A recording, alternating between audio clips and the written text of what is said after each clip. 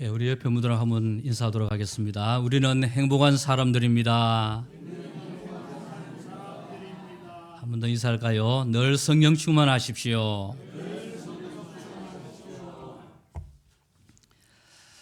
바둑을 좋아하는 장로님 한 분이 계셨습니다. 얼마나 바둑을 좋아했던지 TV 채널에 바둑 채널을 구독할 정도로, 그리고 늘 바둑책을 옆에 끼고 있고, 시간만 나면은 또 사람들과 더불어서 바둑을 함께 두는 이런 하여튼 취미 생활을 엮어갔던 장로님 한 분이 계셨습니다.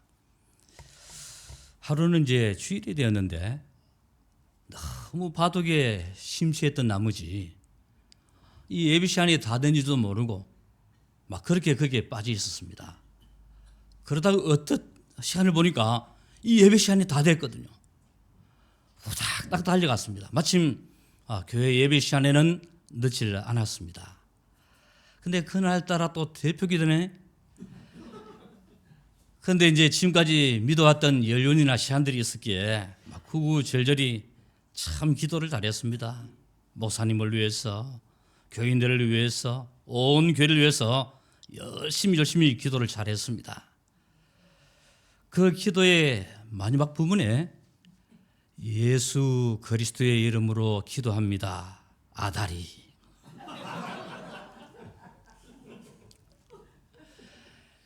이게 이제 바둑 삼매경에 빠져 있다 보니까 예수 그리스도의 이름으로 기도합니다. 아멘 해야 되잖아요. 아다리.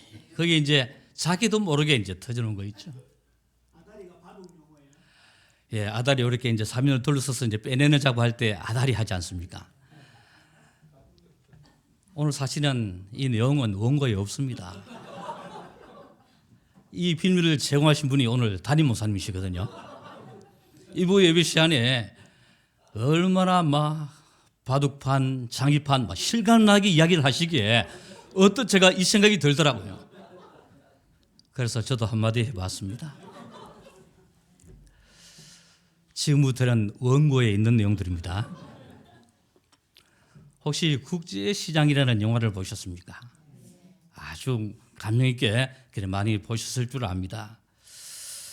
근데 이 영화를 보면은요, 그 영화 마지막 부분에 주인공 덕수가 혼자서 이제 독백하는, 흰 백발을 안고 그런 모습으로 이 독백을 하는 그런 내용들이 있는데, 그 대사 중에서 참 마음에 와닿았던 그런 부분들이 있었습니다. 아버지, 내 약속 잘 지켰지. 이만하면 잘 살았지. 근데 아버지, 내가 참 힘들었습니다. 그 대사를 하는데 가슴이 뭉글하더라고요. 아버지, 내 진짜 힘들었습니다. 그 고백을 하는데 그 사람이 살아왔던 모든 삶의 애환들이 한꺼번에 느껴질 정도로 상당히 가슴속에 와닿았습니다.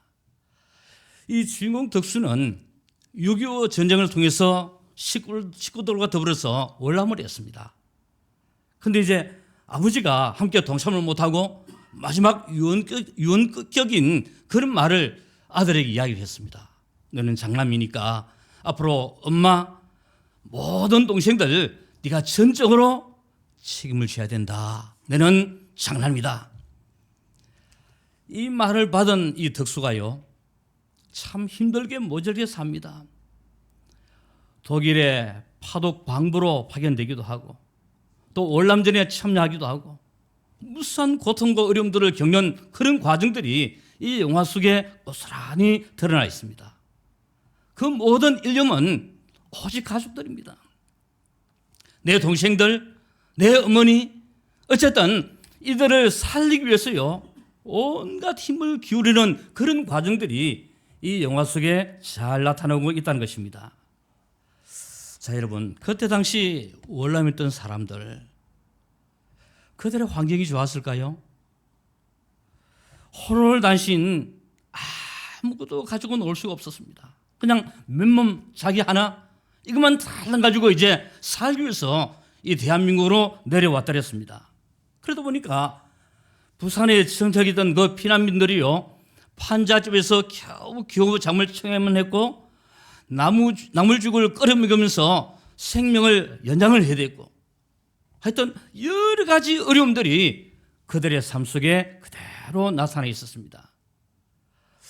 오늘 제가 이 말씀을 드리는 이유는 뭐냐면은, 지금 느헤미야서의 배경을 우리가 제대로 이해를 해야 된다는 것입니다. 자, 제가 지난번 또 그 전달 계속해서 이제 이 느헤미야서에 대해서 이야기를 했는데요. 이 느헤미야서의 첫 번째 벽이 뭐라 했습니까? 이스라엘 백성들이 70년의 포로 생활을 마치고 본국으로 귀환을 했습니다. 돌아올 때는 얼마나 좋았겠습니까?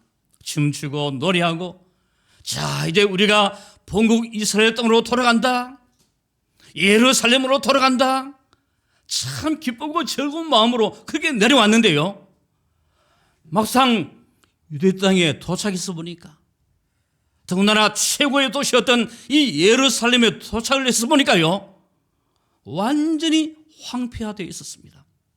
다 불타고 없는 거 있죠. 무엇 하나 제대로 남아있는 것이 없을 정도로 처참한 그런 광경들이 그들의 눈에 뜨이기 시작을 했다는 것입니다. 자, 그리고 이스라엘 백성들이 본국으로 돌아온다는 이 사실을 접해들은 주변에 있는 나라들이 이제 바짝 긴장을 합니다. 저놈들이 자기네들 땅으로 돌아와? 그래서 암몬, 아스돗, 아라비아 이런 수많은 나라들이요, 절대적으로 경계하면서 이들이 제대로 일을 처리하지 못하도록 모든 환경을 다 막아버립니다. 그들의 수장격이었던 산발랏 또 도비아라는 사람, 이런 사람들은요, 온갖 계략을 다 써서 어쨌든 이스라엘 백성들이 제대로 거기에 정착하지 못하도록 모든 문을 완전히 막아버립니다. 그리고 제일 현실적인 문제는 뭐냐면은 경제적인 어려움이었습니다. 쉽게 말씀을 드리면 돈이 없습니다. 어떤 일을 시작하려고 하면은 제일 먼저 돈이 있어야 되잖아요. 경제적으로 모든 뒷받침이 되어져야 됩니다. 그런데 지금 그들의 수중에는 전혀 돈이 없습니다. 아니, 예루살렘 성벽을 재건을 하려고 했지만은 여러분, 돈이 있어야 되잖아요. 경제적인 뒷받침이 되어져야 되는데 전혀 그런 환경, 그런 조건이 되지 못했다는 것입니다. 여기다가 이스라엘 백성들의 패배의식, 포로 생활 70년이잖아요. 거기에 형성된 그들의 영적 문제, 또 그들의 마음 상태, 이 모든 것들이 하나님의 역사를 감당하고 이끌어 나가기에는 너무나도 힘들고 어려운 상황이 되어졌다는 것입니다. 이런 속에서 느헤미야가 하나님의 일을 시작을 합니다. 위대한 역사를 시작을 합니다. 왜냐하면 예루살렘 성벽을 재건하는 것이 하나님의 일이다. 느헤미야는 인생의 결론을 가졌습니다. 이 예루살렘 성벽, 무너진 이 성벽을 재건해 나가는 것이 이게 하나님의 일이요, 하나님의 역사다. 그 인생에 완전한 결론을 이었습니다. 그래서 어떠한 반대에도 무릅쓰고 어떠한 위험에도 무릅쓰고 이 하나님의 역사를 감행해 나가기 시작했던 것입니다. 그래서 느헤미야 1장에서는 느헤미야가 이 중요한 일을 진행함에 있어서 가장 먼저 뭘부터 시작했다고요? 1장에 뭐부터 시작을 했다고요? 기도부터. 사람의 힘으로는 되지 않는다는 사실을 알았습니다. 아무리 애쓰고 노력해도 여기에 하나님의 역사가 없이는 절대로 안 된다는 사실에 이 느헤미야는 답을 얻었습니다. 그래서 이 하나님의 힘을 얻기 위해서 가장 먼저 기도하기 시작을 한 것입니다. 이게 느헤미야서 1장입니다. 그리고 2장에는요, 실제적으로 행동으로 실천을 합니다. 자기의 직위를 모두 내어 던지고요, 쉽게 말하면 부귀영화를 다 포기를 하고 자기가 먼저 앞서 솔선수범하는 이런 행동으로 옮겨갔다는 거죠. 많은 우리 성도들이요, 말은 많이 합니다. 심지어는 계획도 세우고요. 그런데 행동으로 실천하지 않습니다. 아무런 소용이 없겠죠. 그래서 느헤미야는 직접 자기가 행동으로 뛰어들면서 심지어는 자기에게 주어진 모든 기득권을 포기해가면서 이 하나님의 역사를 함께 시작을 해나갔다는 것입니다. 자, 그러면서 오늘 이제 3장에 넘어오게 됩니다. 자, 이 3장 전체는 크게 두 가지로 나뉘어지는데요. 자, 3장 1절이 상당히 중요하다고 했습니다. 예루살렘 성벽을 건축함에 있어서 가장 먼저 무엇부터 건축을 했다고요? 예, 지난달에 제가 양문부터 먼저 건축을 했다는 말씀을 드렸습니다. 자, 양들이 통고에서 쭉 내려오면은 제일 먼저 만나는 곳이 어디라고요? 예루살렘 성전, 하나님의 성전을 만나게 됩니다. 그러면은 그렇게 내려온 양들을 잡아서 하나님께 제사를 드리는 곳, 그것이 바로 양문이라는 것이죠. 이 양문을 가장 먼저 건축을 하기 시작했다는 것입니다. 무슨 말이냐? 예배 회복을 했다는 것입니다. 하나님과의 관계를 가장 먼저 회복을 했다는 것입니다. 자, 여러분, 이스라엘 백성들이 왜 포로가 되었을까요? 왜 포로가 되었습니까? 첫째는요, 불신앙입니다. 하나님의 능력을 믿지 않았다는 것입니다. 400년의 고통을 뒤로하고 출애굽을 했습니다. 하나님의 능력이죠. 그들이 체험을 했습니다. 그러면 믿어야죠. 광야 40년 생활 속에서 살아남았습니다. 만나 메추라기 얻어먹었거든요. 홍해 바다를 건넜습니다. 엄청난 하나님의 역사를 그들의 눈으로 보고 체험을 했습니다. 그럼에도 불구하고 그들은 하나님의 능력을 절대적으로 믿지 못합니다. 이게 바로 불신앙이에요. 그리고 여러분, 불신앙하게 되면 반드시 눈을 돌리는 것이 하나 있습니다. 그게 바로 우상숭배입니다. 하나님의 능력을 제대로 깨닫지 못하고 믿지 못하니까요, 자꾸만 눈을 다른 곳으로 돌리는데 그게 바로 바알이요, 아세라요, 몰록이요, 모든 우상으로 자꾸만 눈을 돌립니다. 그 결과로 그들이 결국에는 포로 생활로 전락하고 말았다는 사실입니다. 자, 여러분, 왜 우리 성도들의 삶들이 하나님과의 관계 속에서 자꾸만 멀어집니까? 다른 이유가 아닙니다. 내 안에 있는 이 불신앙의 요소들, 세상적인 우상적인 배경들, 이 모든 흐름들이요, 결국에는 하나님과의 관계를 완전히 깨트려버리는, 그래서 하나님과의 관계가 자꾸만 멀어지는 이런 참 답답한 현실에 빠져갈 수밖에 없다는 사실입니다. 그래서 어떤 면에서 망대가 더 시급했거든요. 망대를 세워서 적들의 침공을 막는 이 작업이 먼저 필요했는데도 불구하고 왜 이스라엘 백성들이 가장 먼저 성벽을 건축을 하고 양문을 건축을 하느냐? 하나님과의 관계를 회복을 하겠다는 것입니다. 이게 사는 길이거든요. 억만금을 가지고 있다 한들, 내 명예나 이름이 아무리 하늘 끝까지 올라간다 한들, 여러분, 하나님과의 관계가 무너지면 모든 것이 무너지도록 되어 있습니다. 혹시라도 지금 여러분의 삶 속에 힘들고 어려운 모습들은 없습니까? 이것저것 어려운 요소들이 여러분의 삶들을 위협하고 있지는 않습니까? 가장 먼저 하나님과의 관계를 회복을 하십시오. 정말로 내가 사는 길이 뭐냐? 하나님과의 관계를 먼저 내가 회복을 해야 되겠다. 그러면서 하나님께 엎드려 보십시오. 여러분의 삶과 인생을 하나님께서 반드시 책임져 주실 것입니다. 이게 3장 1절입니다. 그리고 이제 3장 2절에서 32절에 보시면은 축복의 대열에 참여한 사람들의 명단이 쭉 기록되어 있습니다. 3장 전체를 한번 읽어보십시오. 상당히 힘이 드실 겁니다. 우리 조금 전에 1절에서 7절까지만 읽었는데 발음이 제대로 나왔습니까?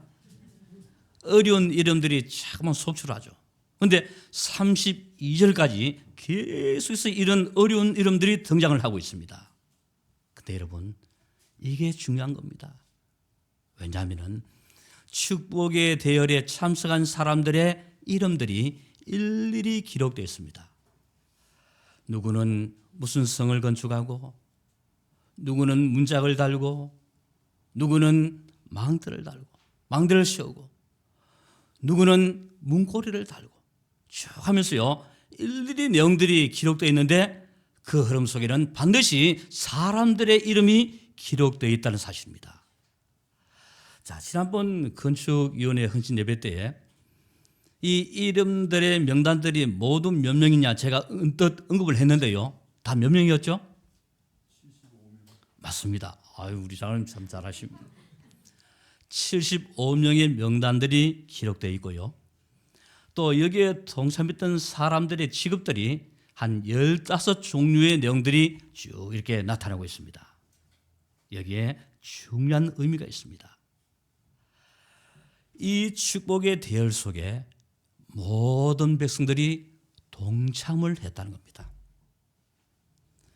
어느 특정한 한 사람이 성벽을 건축한 게 아니고 귀환했던 모든 이스라엘 백성들이 전부 다가 이 역사 속에 함께 연합을 했다는 것입니다. 여러분, 하나님의 일은요, 혼자 하는 게 아닙니다. 온 성도들이, 하나님의 백성 모두 다가 힘을 모아야 합니다. 소위 말하는 하나가 되어져야 되는 거죠. 자, 중요한 일을 할 때에 누구는 열심히 뛰어나가는데 누구는 뒷짐지고 있고, 저 사람은 열심히 달려가는데 나는 거기에 동참하지 않고, 자, 그러면은 하나님의 교회가 제대로 되어갈까요? 절대로 그렇지 않습니다. 하나님의 교회는요, 하나님의 역사는 절대로 홀로 감당하는 게 아니고 누구가? 모두가, 이스라엘 백성들이 모두 함께 여기에 동참을 했던 것처럼 우리 예비교회 성도들이요 함께 하나님의 역사와 교회 속에 여기에 동참을 해 나간다면은 우리 예비교회는 든든한 하나님의 축복을 반드시 누리게 되어질 것입니다. 지도자 느헤미야는 이 일을 잘 감당을 했습니다. 물론 부귀영화도 포기했고 자기의 생명도 아끼지 않았습니다. 그러나 더 중요한 사실은요, 온 이스라엘 백성들이 함께 하나님의 역사에 동참하게 만들었다는 거죠. 이게 지도자의 중요한 큰 역할인 것입니다. 모세를 보십시오. 처음에는 모세가 혼자 일을 하려고 했습니다. 얼마나 지치고 힘들었겠습니까? 하루는 장인 이도로가 찾아왔습니다. 이 사이를 만나서 하는 말이, 이 사람아, 내 딸을 과부 만들 일이 있냐? 왜 혼자서 그렇게 열심히 하냐? 네가 다 혼자 감당하기는 너무 힘들다. 이제는 일을 분담을 좀 하도록 해라. 그래서 세웠던 직분들이 뭐죠? 천부장, 백부장, 50부장. 이런 중요한 이제 중간 지도자를 세워가지고 함께 하나님 역사를 감당하도록 그렇게 만들어갔습니다. 저는 우리 교회가 유기체적인 공동체라 생각합니다. 이 말은 온 성도들이 함께, 우리 담임 목사님이 계시고 당회가 있고 운영위원회가 있고 또 취학교 기관이 있고 찬양대가 있고 많은 기관들이 있잖아요. 이런 기관들이 함께 유기적인 그런 조직이 되어져야 된다는 것입니다. 따로 분리해서는 절대로 생각할 수가 없습니다.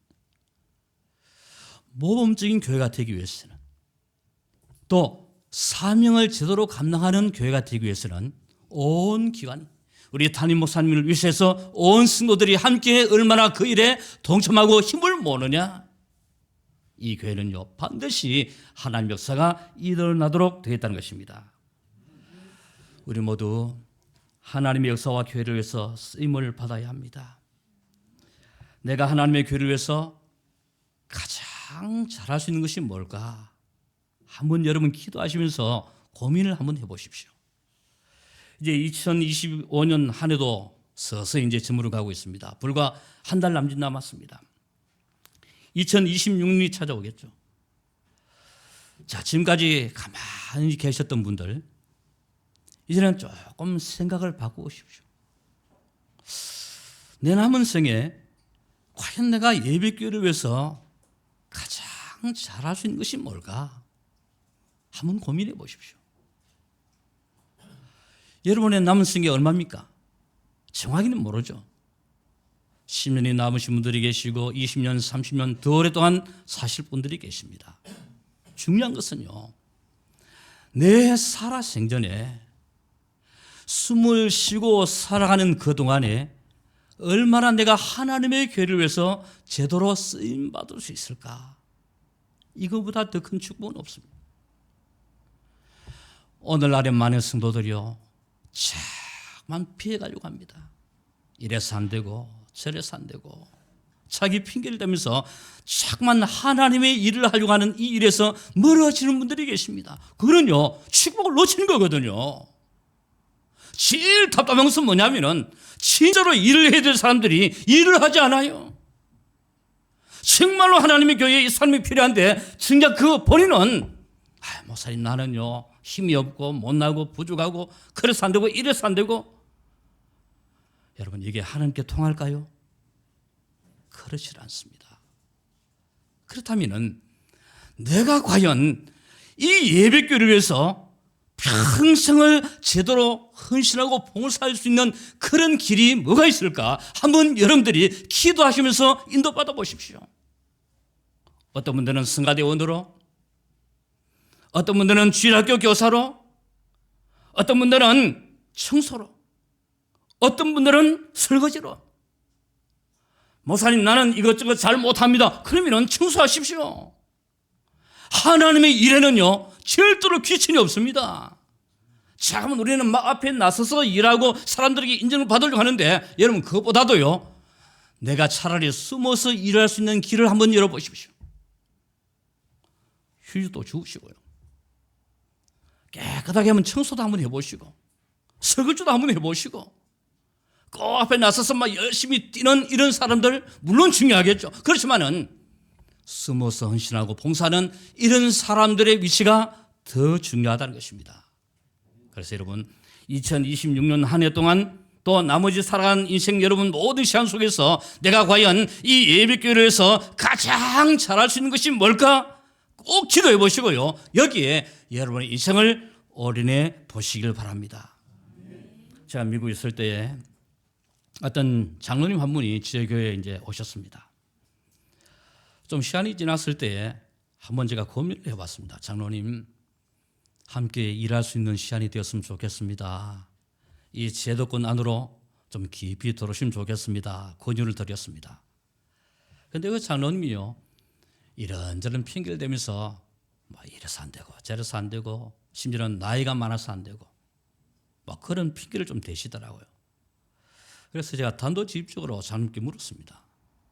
지금 장로님 연세가 얼마십니까? 물어보니까요, 그때 당시 그 장로님 연세가 64세였습니다. 그러면은 교회 조직이 70정년자로 생각했을 때 장로님 한 5년, 6년은 일을 더 하실 수 있겠네요. 일부러 제가 이제 그렇게 말씀드렸습니다. 가만히 계시더라고요. 장로님, 이 제도권 안에서 장로님의 인생을 드리고 헌신할 수 있는 시간들이 불과 5년, 6년밖에는 없습니다. 하나님께서 장로님을 이 자리에 세우실 때는 뭔가 하나님의 요구가 있지 않겠습니까?